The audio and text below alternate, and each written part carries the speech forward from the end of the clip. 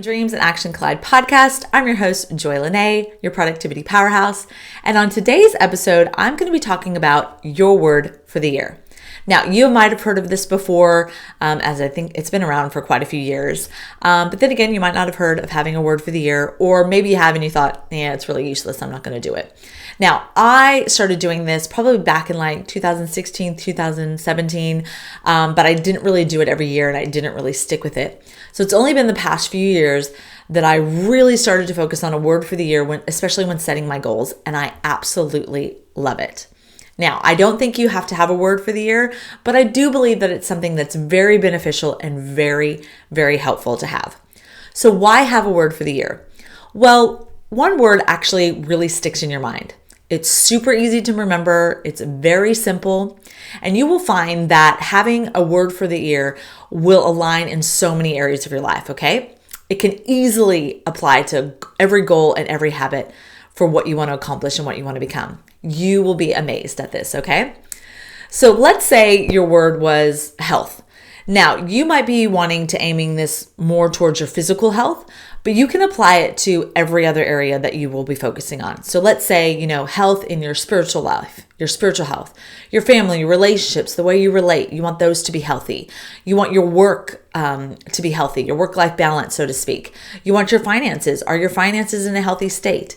You will see that one word, even though you might aim it towards one area of your life, it can actually work in all areas that you're trying to pursue goals in. So how do you find your word for the year?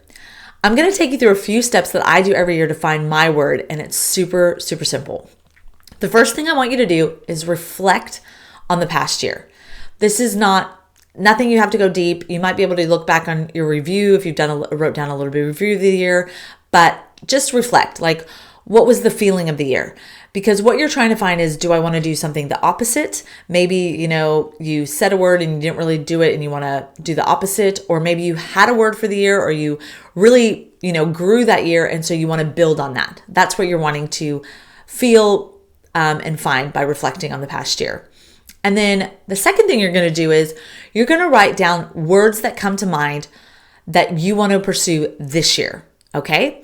What are things you want to focus on? What are some characteristics or values that you want to demonstrate this year? This could be one word. This can be a phrase. Don't worry if it is a phrase, because you'll find that maybe one word or two words stand out in that phrase. Just write it down.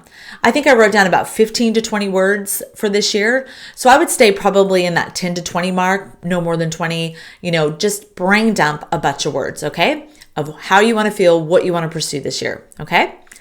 Now, number 3, I want you to choose out of that list that you've written down is choose 1 to 3 words that really, really stick out to you.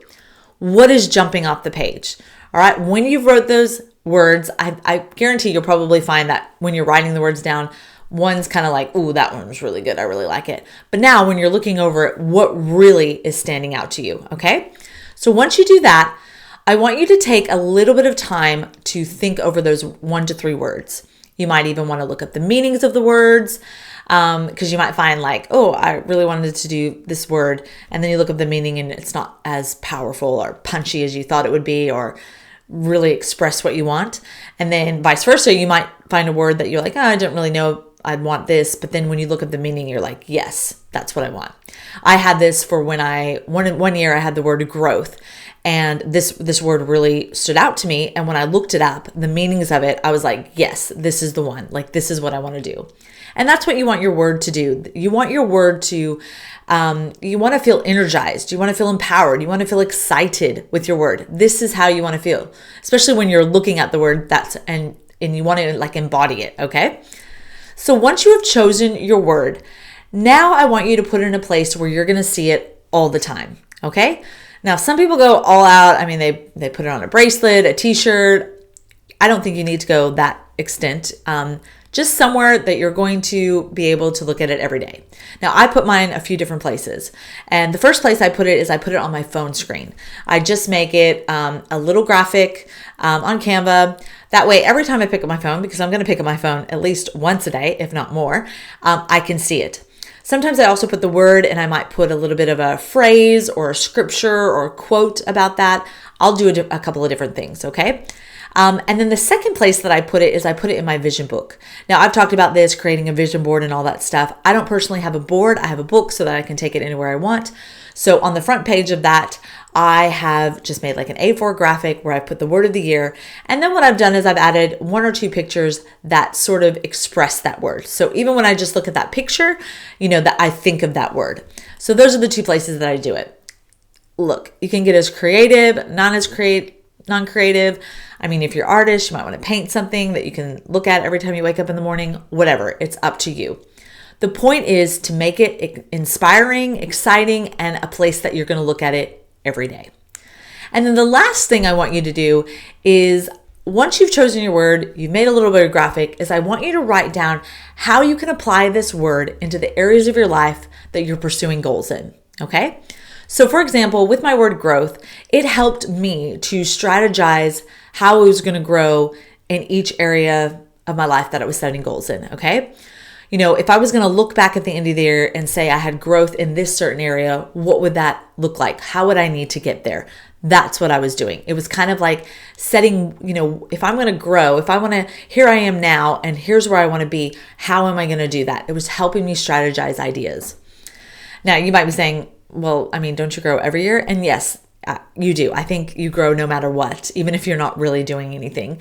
But I really wanted to be very intentional about growth this year. So that's what I did. And honestly, when I look back after that year, I mean, the growth was major, more than I had really expected or experienced in my entire life. Now, I just want to hit on one little thing that might be going on in the back of your mind. And that is, what if I get like a few weeks in or a few months in and, I feel like I haven't lived up to that word. I haven't really progressed on my goals and, that word. What if I want to change it? And this is what I want you to do. Don't change it. Don't change it at all. Because when you were choosing this word, you were feeling inspired. You were seeing how it can help you in the different areas that you were setting goals in. But what happens is when you meet setbacks, you meet resistance, you fail at a few things, you feel like I'm not living up to it. Oh, I guess I must change it.